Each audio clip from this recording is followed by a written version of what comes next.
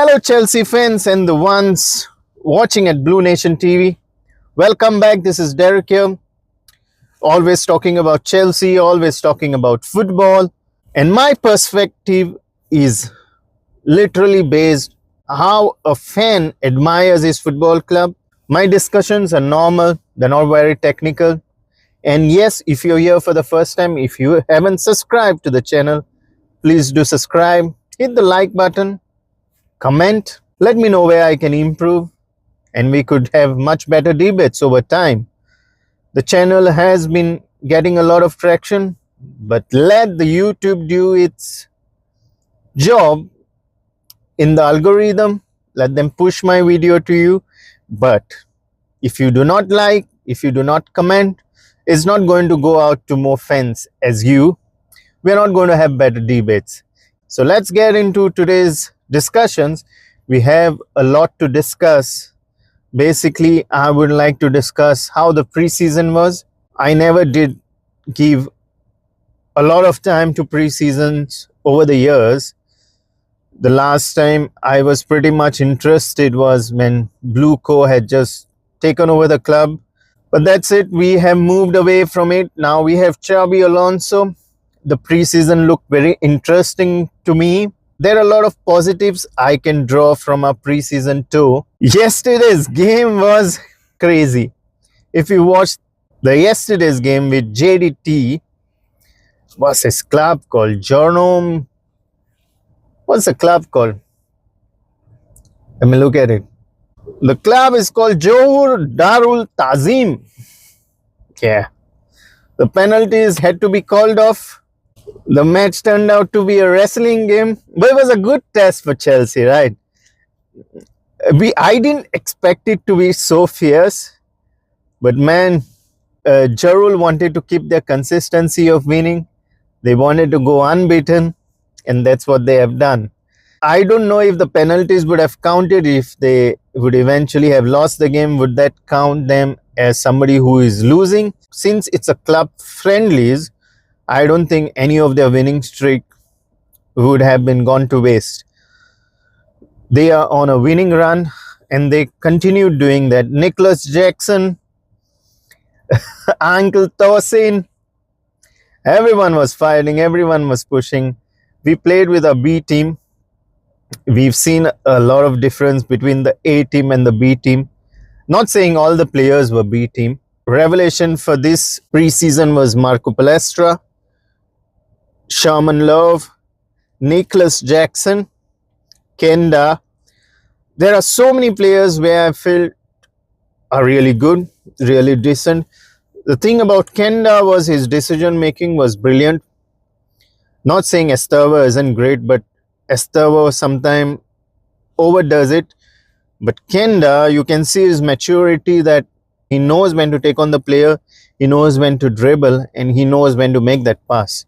I'm not saying Esteva is not an exceptional player. He is going to be a little bit more experienced. Maybe Xabi Alonso could guide him in this. I'm looking forward to that.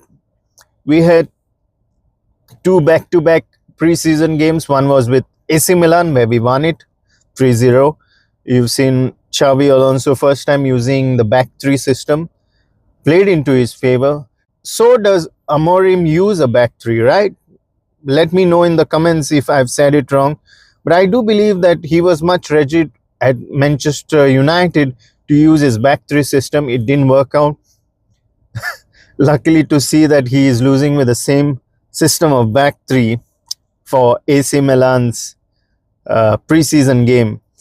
I think he is the only manager who hasn't won much in preseason. I hope he does well eventually. As for Xabi Alonso and the Chelsea football team, they will be back at Cobham. They will be back at Stamford Bridge to face Real Sociedad. I don't see that game as a preseason game, but more like a preparation for the Premier League. I'm expecting Xabi Alonso to put his best players forward there because he gets an idea. After that preseason, we have about a week to prepare for the Premier League game against Fulham. So we're going to see a lot of change in system because now he has to work with Lacroix, Morgan Rogers, a Pep Chaveria if he's coming in. So all these new players are going to come in. He's also going to be back with Enzo Fernandez. Enzo Fernandez situation keeps getting dirty day by day. I know he will be a Chelsea player. He's quite interested in Chelsea. He is looking for an improved contract. He is demanding a fixed pay for him, not the incentive pay. Should Chelsea give into it? Because most of the players at Chelsea are on incentive package. That would include Cole Palmer, João Pedro, Moi Caicedo. Most of the players we see are on incentive-based payout. Do we have to make an exception for Enzo Fernandez? Maybe should we keep him for another year or so? I heard the rumors that Xabi Alonso is interested in a player from PSG, Fabian Ruiz. I don't know how much of these links are true, because every day some script keeps on popping, every day some talk gets attraction. I'm not really deep diving into those talks. As far as I know, is Enzo Fernandez is going to remain at Chelsea. Enzo Fernandez's dream is to move to Real Madrid. He is going to get his say when the time is right. I think even Real Madrid is personally going to see how their season shapes up for this upcoming season. And if they feel that it's not working out, they could either come for the play in January, you never know, or they could wait for an entire season to finish and then pick up on Enzo Fernandez. But as far as I know, it's not about the news on the street, or it's not about, there are rumors. There are a lot of articles about Enzo Fernandez. Man, he's young. You don't have to put a lot of pressure on him. I know he's matured. That doesn't mean he's going to get all his things right. Agree with me? Yeah, he's going to be a Chelsea player. As a Chelsea fan, I'm not worried. Should I be worried that in case one fine day he leaves? No, absolutely not. We are in the right place right now. We are with the right coach right now. And we are with some great leaders in the team for this season.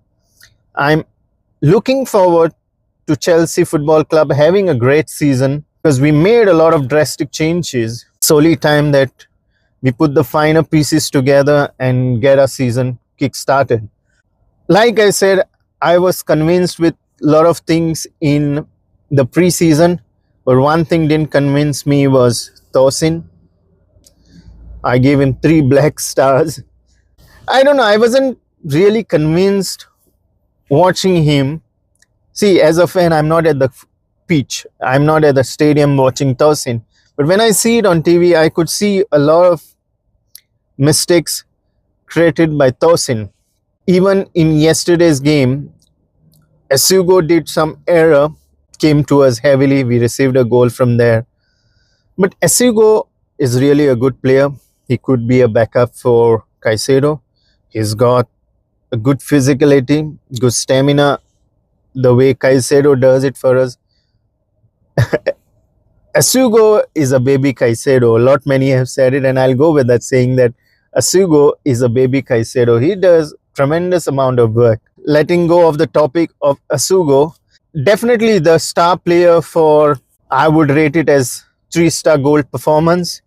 And if I would say who is that player, it would be Marco Palestra for me.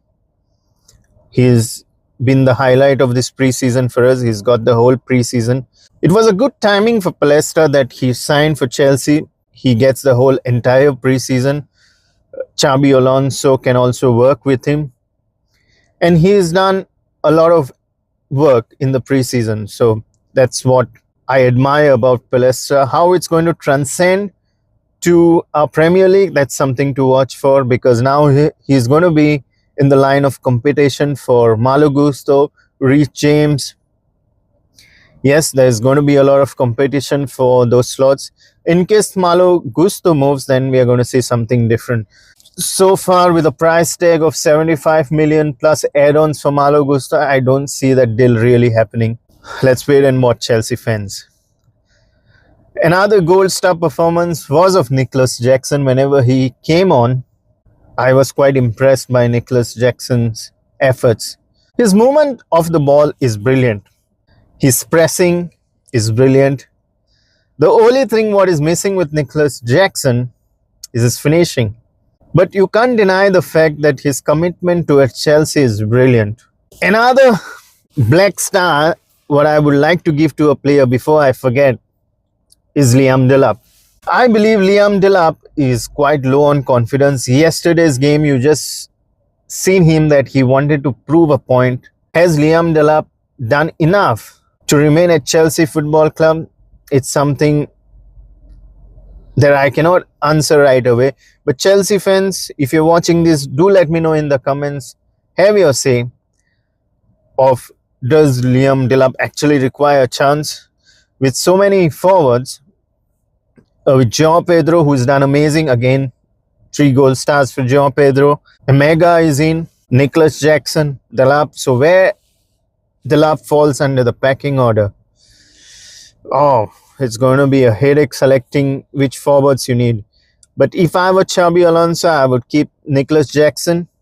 I would keep João Pedro. João Pedro would definitely be my number 1, no doubt. And then as a backup for João Pedro would be Nicholas Jackson. But I also seen a system where Xabi Alonso plays Nicholas Jackson forward and João Pedro behind him, the free role. That could also happen because they could shift the roles. Yesterday, Nicholas Jackson was playing more towards the left because Liam Delap played forward. Nicholas Jackson was doing a lot of work back there, cutting in, pushing the balls towards Liam Delap. A lot of chances were wasted by Liam Delap from open play. In fact, the only game where we've seen a good score from the open play was AC Milan game. That's what I liked about that game. The rest of it were basically penalties, not very impressive for pre-season. But still, I'll take the win if it's a win. About Jackson, he doesn't need to be less passionate. He needs to become smarter with his passion. That's what I believe. If I have to summarize Nicholas Jackson in a few lines, rest is up to Xabi Alonso to make a call whether he deserves his place in the Chelsea 11 or the Chelsea squad for this season. The big boost for Chelsea in this preseason was Austin McPhee, who we've brought in from Aston Villa, the set piece coach. We've seen amazing goals from the set pieces, a lot of improvement from previous season. I think this is Chelsea's biggest investment so far.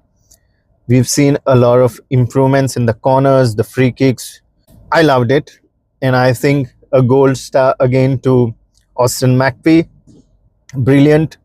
Last season, Chelsea didn't capitalize on so many chances from the corners or from the free kicks or from the dead ball situation. I think McPhee helps the team a lot.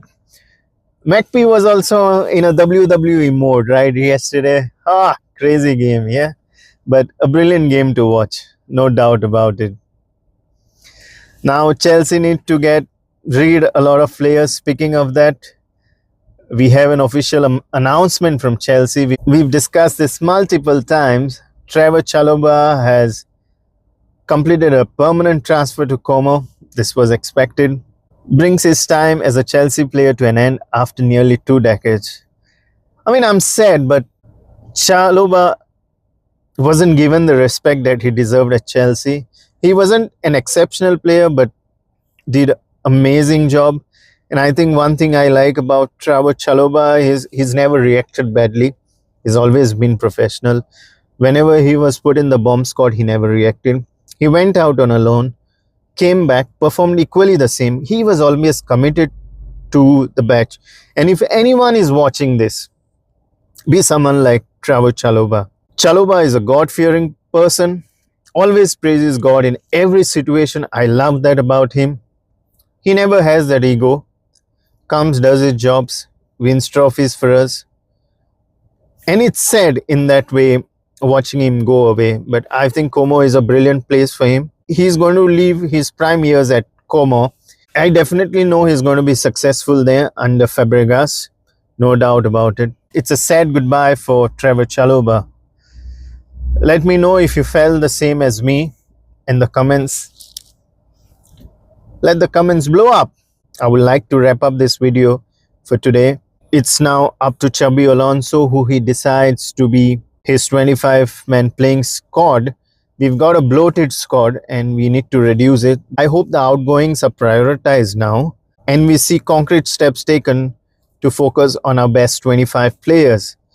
So yes, Chelsea fans, yes, Blue Nation TV fans, if you enjoyed today's video, don't forget to like, subscribe and share it with your friends. Till then, I'll see you soon.